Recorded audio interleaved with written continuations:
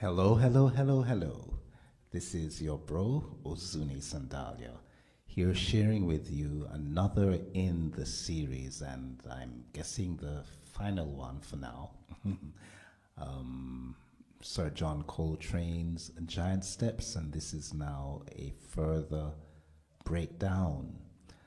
Uh, it's always been a piece that has fascinated me, and not just Giant Steps, but there are other pieces too that he does, you know. But yeah, I really think it's important to share these, little insights as they come to me, and so yeah, that's exactly what I'm going to do. Um, I'm going to put the link or links once I can find them, which shouldn't be too hard. There is Sir Barry Harris, who is just an amazing teacher. Um, and there's another gentleman, Kent, who I didn't even know that he had something until after I posted my first two videos, and then I saw his. And I was like, wow, this is really cool. So I'll share those, put it in the description, so you can check out those two videos on it. Of course, the interesting thing is we ought to, investigate, do our own analysis, and see if we can come up with our own, insights, and of course share them. That's how we all learn. Excuse me.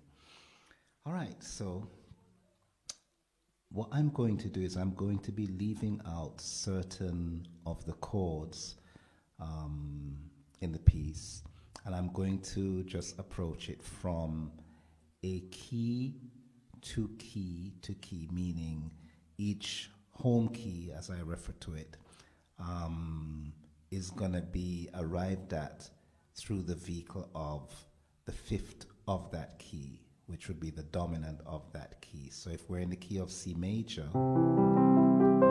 then the dominant of C major would be the fifth of C major, which is G major.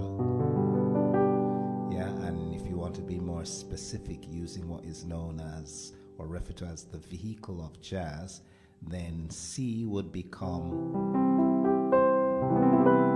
C major seventh, diatonically speaking, and so the dominant of C major seventh would be G dominant seventh, or simply G seventh. Okay, I will do another video where I will expand on that concept, yeah, which, and I'm doing this video primarily on the premise that most of you who will be watching this, you already know this. Okay, so all right, so I'm not going to get into that yet. Later on I will probably touch on it a little bit. All right, so the key of B, which is the key that Giant Steps was written in, but I would say that, the tonal center shifts all the time. So, E flat would basically be the key that it modulates to mostly. So I would go with E flat in a sense. I don't know. Anyway, let's not get into the whole theoretical aspect of it. We just want to get into the piece. All right, so here goes. That's your melody, and I'm not going to use any sevenths yet. I'm just going to use a straight chord, okay? So that's a B major, okay?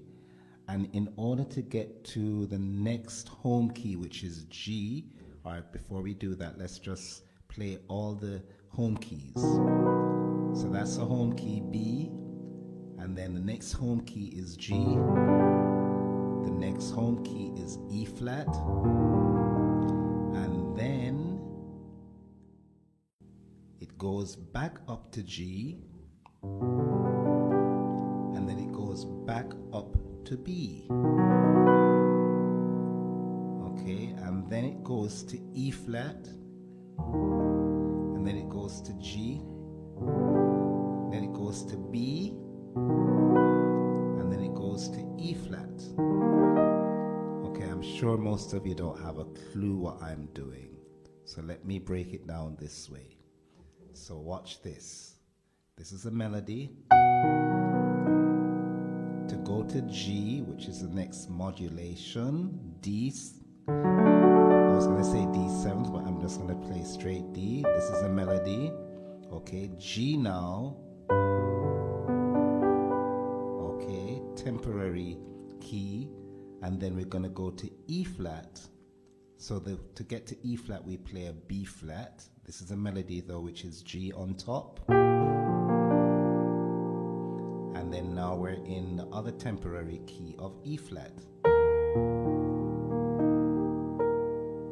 Okay, now we're going to go back to G using a D7th, which is the melody is B to A, temporary key of G,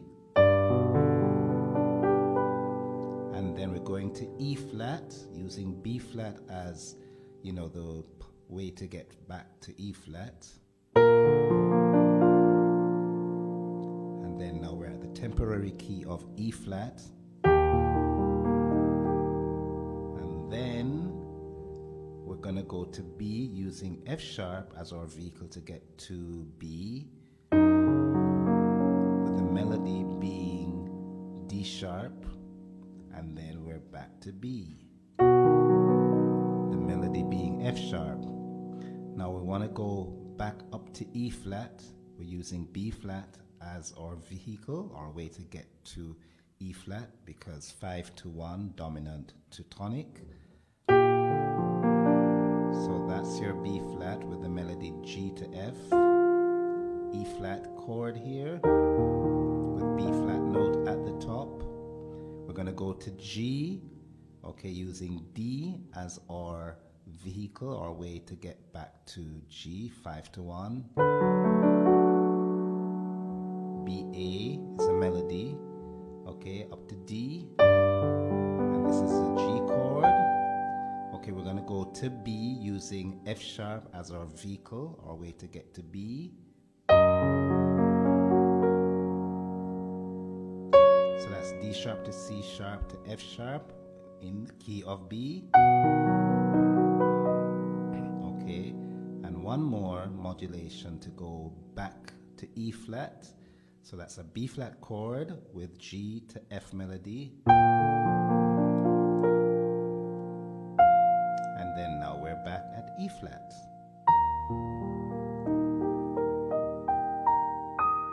Okay, now I'm going to put in the 7th so it begins to make more sense in terms of this sound palette, the color. Okay, so watch this. So F sharp 7th, doesn't matter, you know, the particular inversion, just get the melody and get the color of the 7th in there. I'm not going to play any 9ths yet, or 9 plus 6 or whatever, yeah? Just going to keep it very basic 7ths.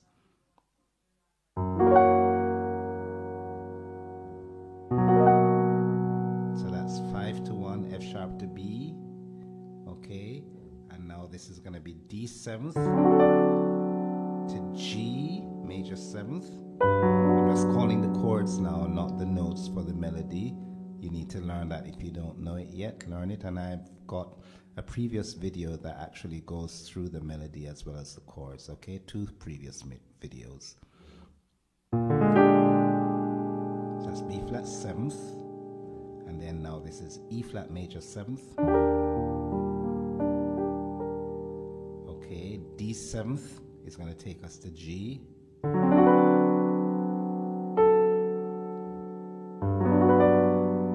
And then now B flat 7th is going to take us to E flat. And then F sharp 7th is going to take us to B.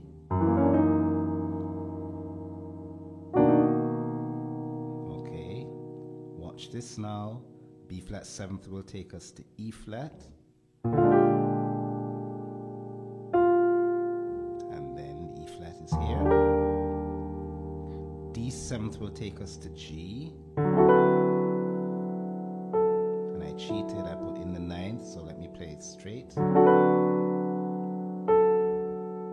Until now we're at G. F sharp 7th will take us to B.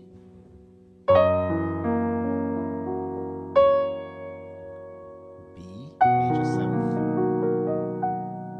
And now B flat 7th will take us to E flat. And now we're back to E flat, major 7th. Okay. You're going to see the logic in this very soon. So let me do it one more time, and then I'm going to go further now and put in the passing or connecting chords, yeah, between the 5, the dominant, and the tonic 1, 5 to 1. So I'm going to introduce now what is known as the 2 to the 5 to the 1. 2, 5, 1. Okay, and I'll explain how that works in a bit. All right, so here we go.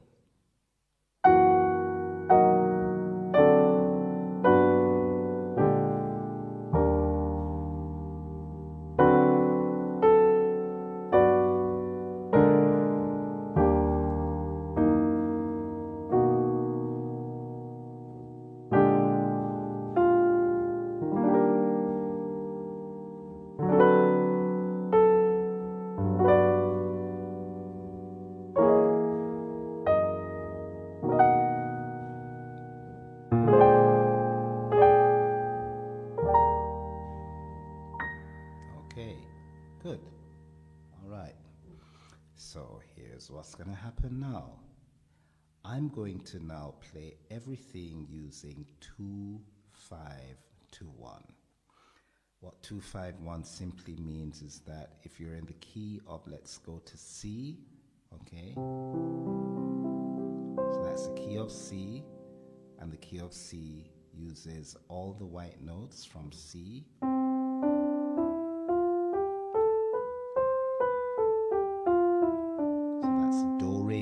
Fa, sol, la, ti, do, and you should learn this. Don't take them for granted. Learn your solfeggi, your solfa. Very, very important to be able to sing it, to be able to know it, you know, inside and out. Even without the aid of an instrument, you should be able to do this in your head, in whatever key. It doesn't matter. Be able to do that. Do, re, mi, fa, sol, la, ti, do. Be able to sing it. You know, so if you needed to go, let's say you're in the key of C again, and you needed to go from C to mi, that would be do, mi, to so. So this is C, so that's do, so. If you needed to go to T, do, ti, do, la, do, so, do, fa, do, mi, do, re, do, do.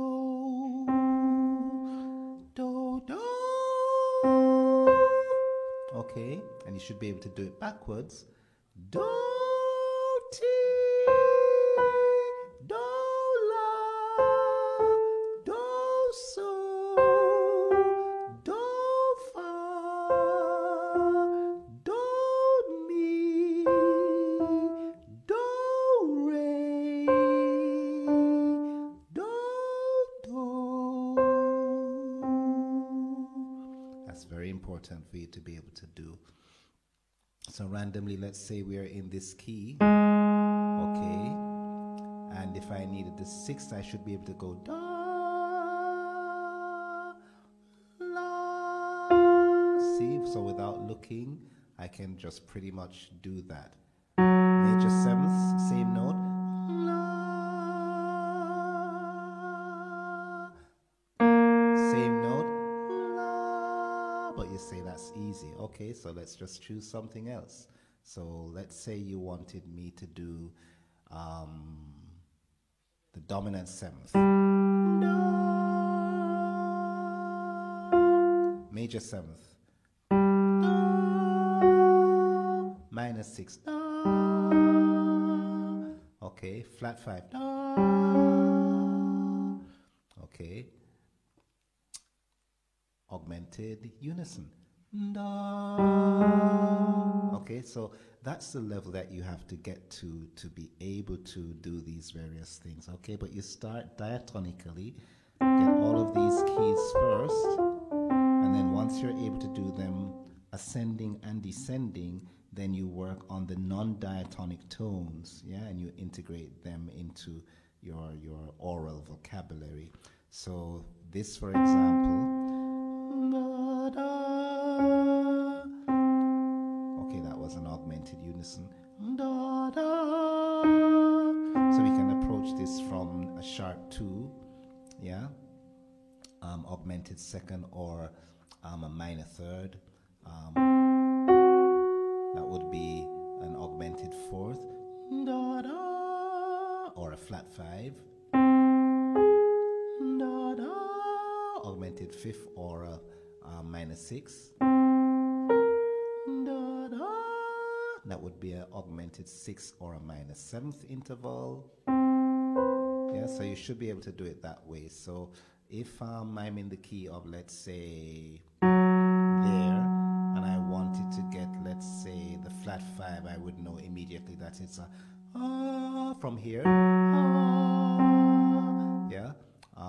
If I wanted, let's say, I'm here, and I wanted the augmented from here, it would be you know, stuff like that. So that's the level that you have to get to, where you can mentally do the calculation, and eventually you don't have to calculate, because you'd have programmed all of those sounds, and then it would have been there for future correct recall, okay? All right, so let's get back to giant steps and the 2-5-1 that I was mentioning, or I started with the 2-5 and then 2-5-1. Okay, so key of C,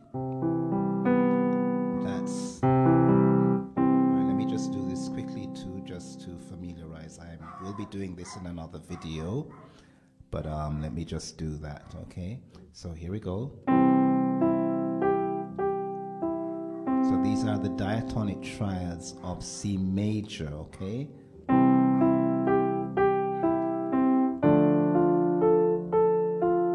That's on the 2nd degree of C major scale, 3rd degree of C major scale, 4th degree of C major scale, 5th degree of C major scale, 6th degree of C major scale, I'm sorry about that, 7th degree of C major scale, and then the 8th degree, which is back to the tonic, okay? And then I'm going to descend.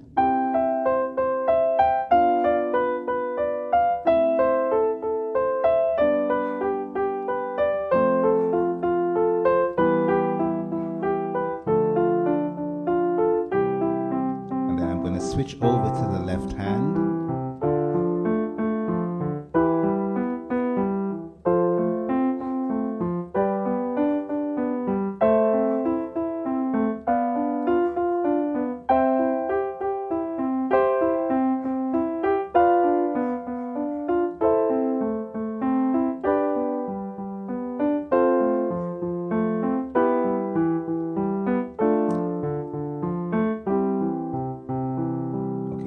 Is outside making a darn nuisance of himself or herself.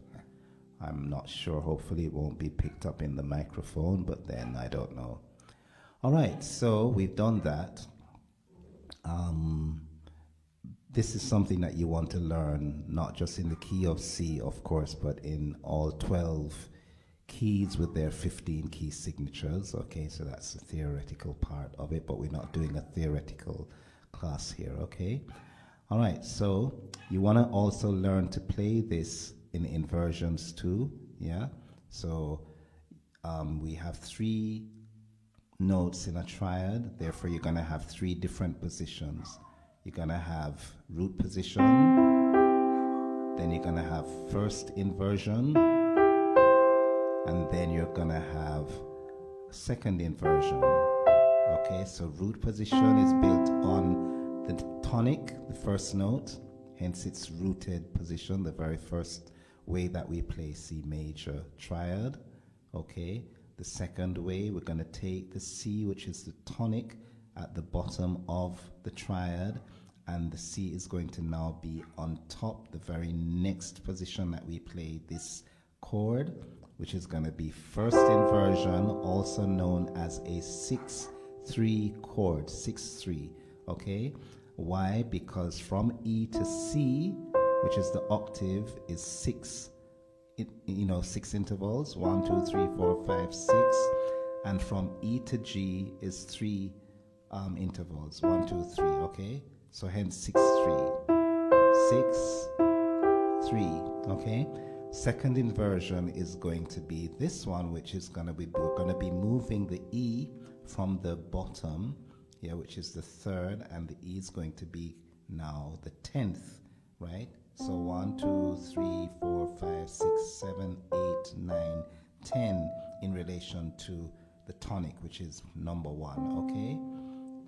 So then that would be your second inversion, which is also known as a 6-4 chord, okay? 6-4. From G to E is 6 notes away, you know, the 6th interval in relation to G. 2, 3, 4, 5, 6. And then in relation to C, it's going to be 4. 1, 2, 3, 4.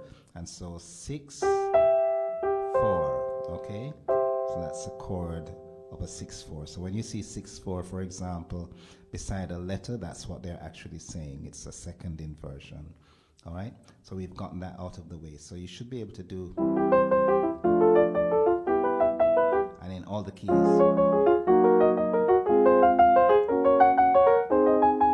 Right? Same thing with the second inversion. And of course, you reverse it and you do it with the left hand, right?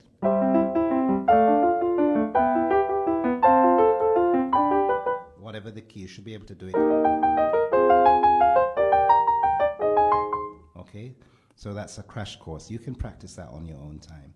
All right, so now we're going to just jump into the next part of it, which is going to be now your diatonic sevenths of the Ionian mode or the major scale, okay? What we did before was the diatonic triads of the Ionian mode or the major scale. Now it's going to be the diatonic sevenths. In other words, these intervals, these arpeggios occur naturally within the scale, okay, the given scale, in this case, the Ionian mode or the major scale, okay? So watch this. So that's a chord of 1 that occurs naturally. It was a triad previously, and then now you're adding the 7th interval, in this case, the major 7th interval, because it's from the major scale, okay? Okay, now we have the next one, which is a chord of 2, okay, which is a minor triad. Now with the added 7th interval, it's a minor 7th, okay, chord of 3, a minor triad, and now with the 7th, it's now a E minor 7th, okay, chord of 4 is a major triad, which is F major triad, and with the added 7th interval, it's now F major 7th, okay, chord of 5, which is the dominant, okay, this is G major triad, and with the 7th, okay, interval, it's a dominant 7th or simply G 7th, okay, chord of 6 is a minor triad with the added 7th note, interval, it's a minor 7th, which is A minor 7th, okay, chord of 7 is a diminished triad, and now with the added 7th note, it's either B minus 7 flat 5 or B half diminished 7th. B half diminished 7th or B minus 7th flat 5. Okay, this would be B minus 7th. That's the minus 7th sound, the half diminished 7th sound, or the minus 7 flat 5 sound is this. So I want you to practice hearing these types of sounds, yeah? So that once you hear them, you can know that, okay, that's a minor 7th, that's a major 7th, that's a half diminished 7th or minus 7 flat 5, etc. Yeah, it's important. We haven't, I haven't introduced the diminished 7th chord yet, but that's okay. we're not worried about that yet. That will come. Okay, so let's check this again.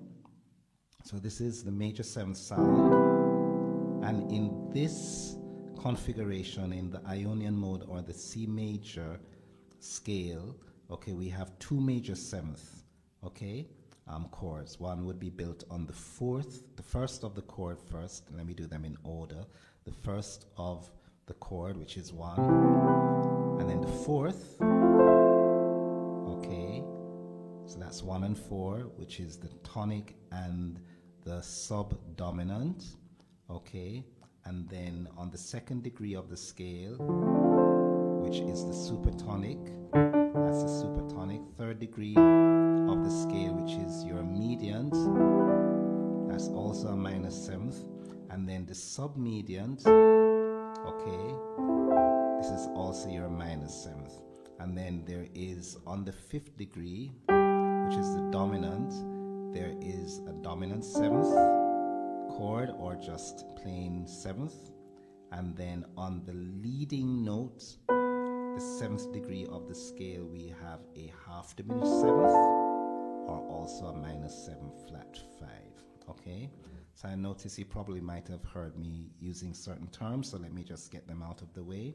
The tonic, the first note, is referred to as the tonic, of course, that's its technical name. Excuse me. The 2nd degree of the scale, which is D, is the supertonic.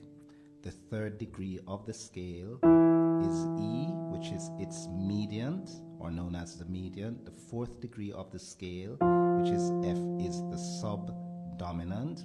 The 5th degree of the scale is G, which is known as the dominant. The 6th degree of the scale is A, which is known as the submediant. And finally, the 7th degree of the scale is the leading note or leading tone, which is B. And then you're back to the octave, which is the 8th note, okay? And that's back to the tonic, okay? So we've gotten that out of the way. So now I want to examine 2-5-1. So this is 2 in the key of C. And this is 5 in the key of C, and now this is going to be 1 in the key of C. So you should study these and be able to play these. And you don't necessarily have to play them in root position either. You know, I'm just doing that just to illustrate the point.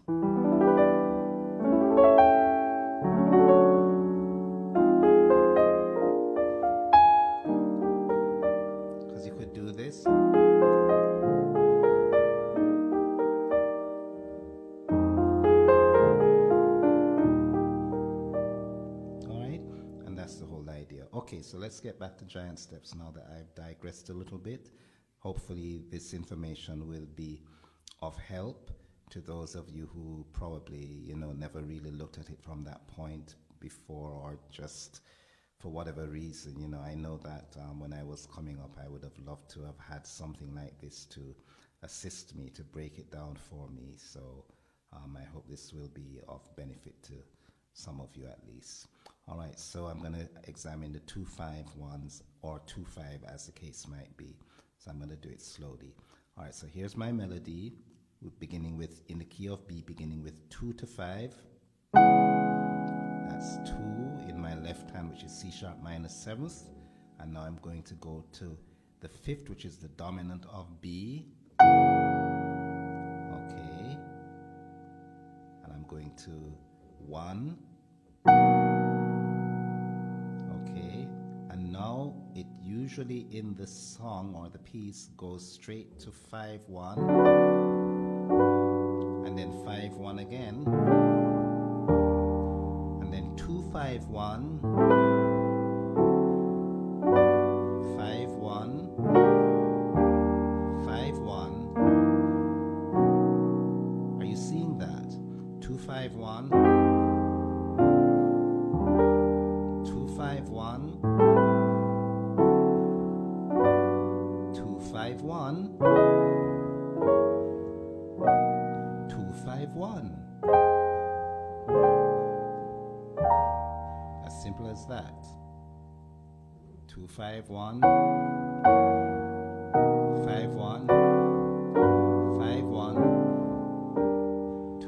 1, 5 1, 5 1,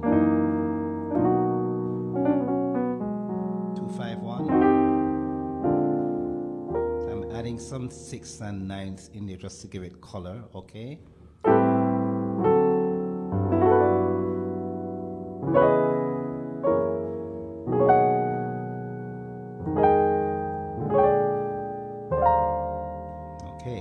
So suppose we go 2 5 1 all the way. You're going to hear a different feeling too, okay? So check this now.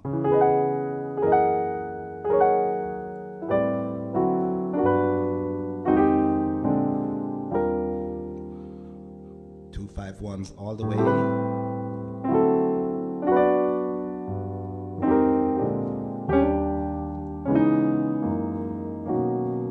2 5 1s all the way.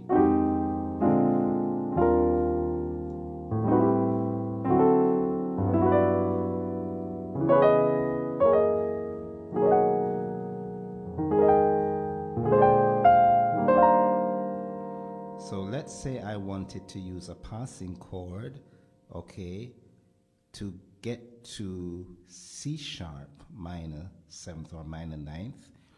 What would be the dominant of C sharp? It would be G sharp, okay?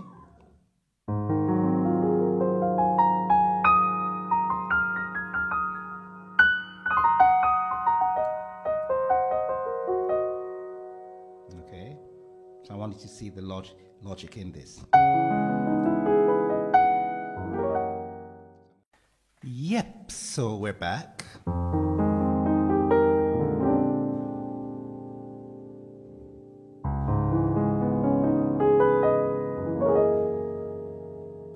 So I'm going to work with some colors now, okay? Let me just get this, get in a more comfortable position. All right, so colors. So here we go.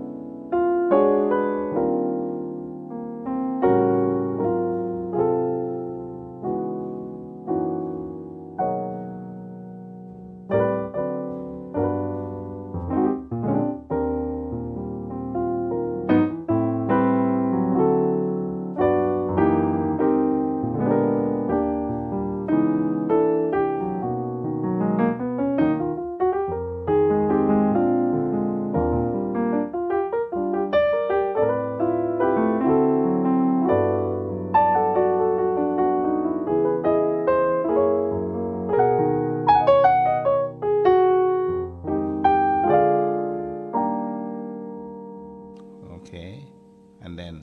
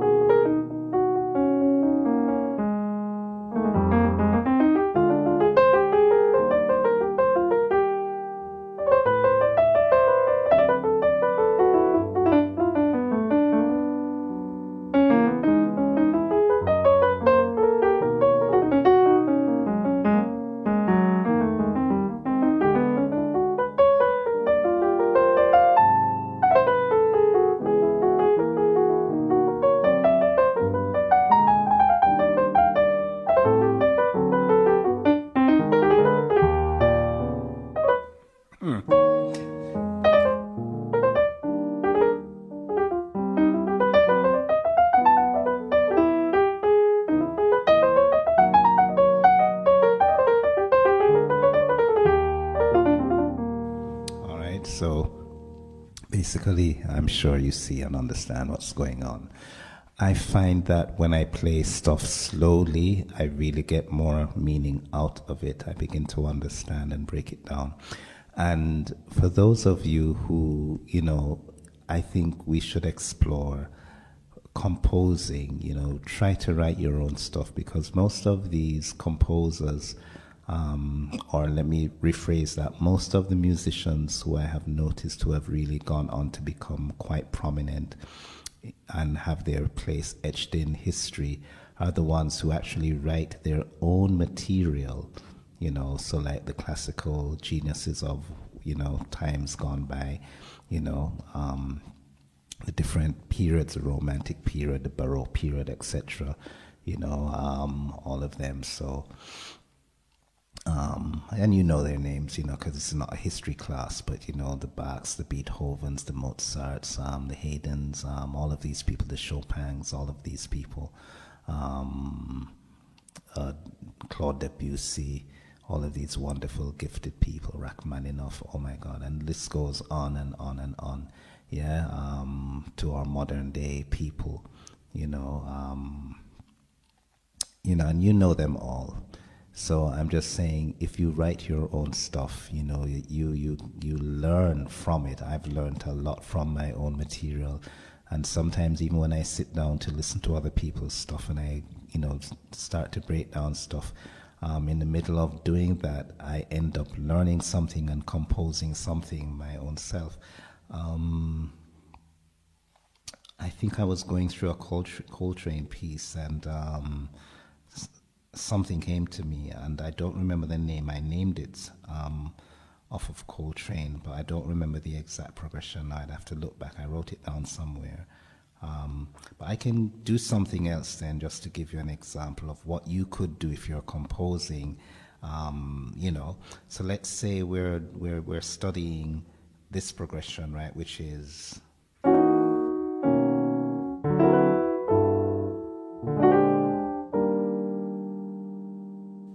okay. So check that.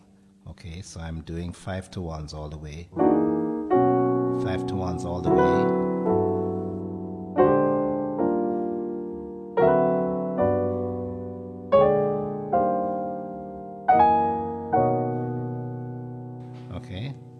So that could be my melody, okay? So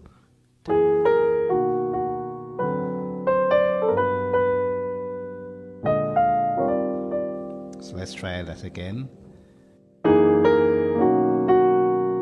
Yeah, so that's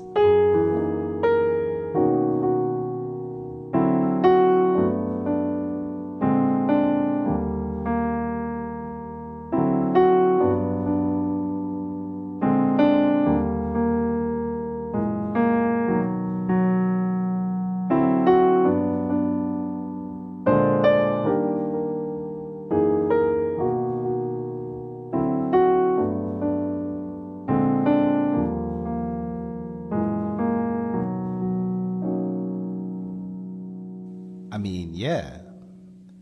So if you wanted to expand on that, you could find something then to maybe change the monotony of that, introduce a different element. So let's see. So you could do...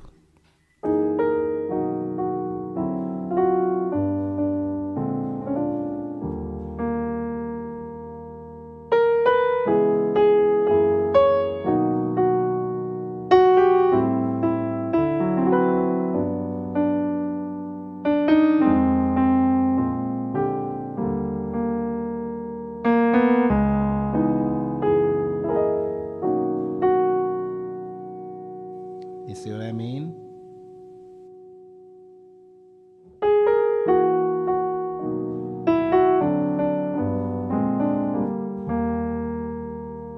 Right?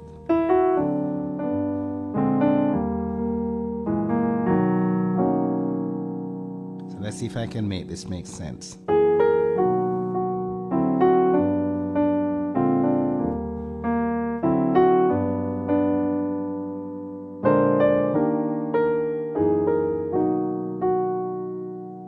Okay.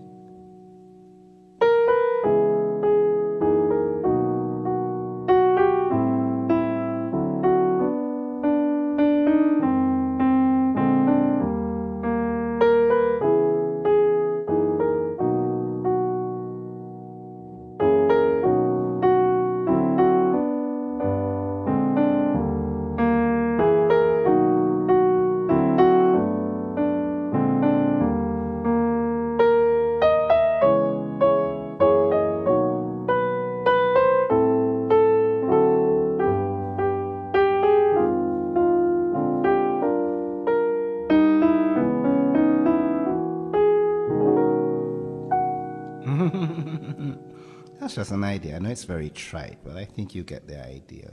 Okay? I find 251s are very invaluable source of compositions, tools for composing, I should say. Right? So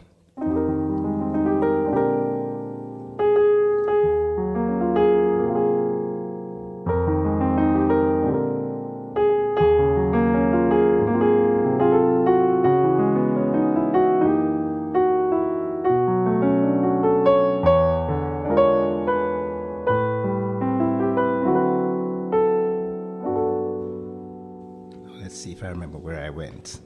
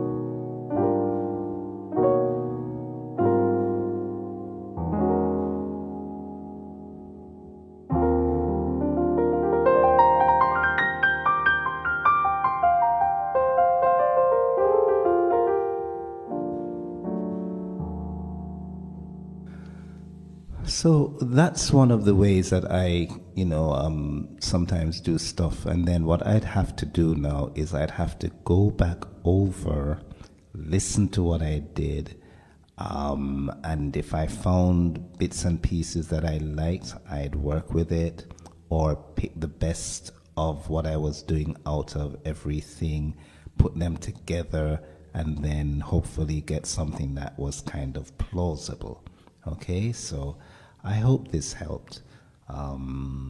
Just give you a little insight into stuff. Most times when I play, I just let go and really just get into it, but I'm kind of conscious as to what is happening now, so I'm not really letting go as I usually would. But when I really let go, then, anything happens, and I just put my hands on the keyboard, and just let it flow,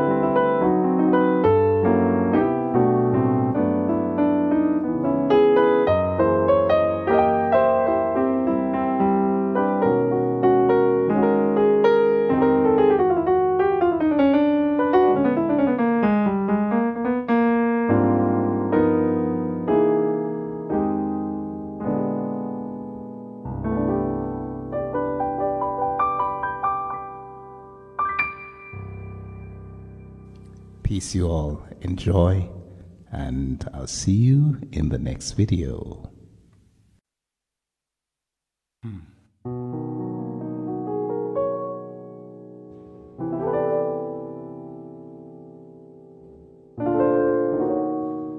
Okay, so this is what we call the brata. In Jamaican parlance, I'm a British-born Jamaican. My parents are Jamaicans. I was born in England. Yeah, my parents went over there during the Windrush. So I was thinking again of Sir John Coltrane's marvelous piece, Giant Steps, and it occurred to me that if I played using the cycle of fourths, yeah, I pretty much can arrive almost at, the same place. It'll have a different sound, obviously, but I'm just going to play through and make the attempt to see if I can illustrate the point, okay? So I won't be doing too much talking, but I'm going to start on C sharp minor 7th or C sharp minor 9th, as the case may be. They're interchangeable.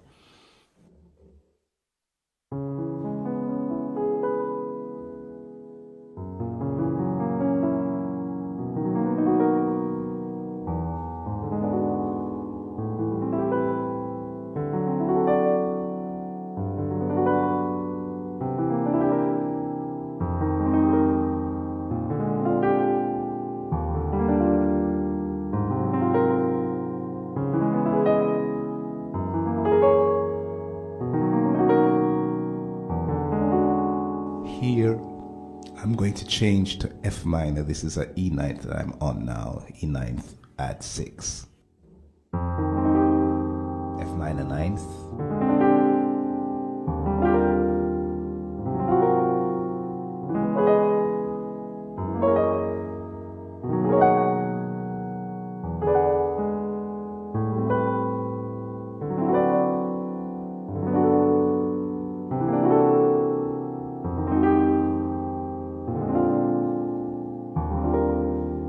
Then G sharp 9th at 6, which is it's going to take me back to C sharp minor 9th again, okay?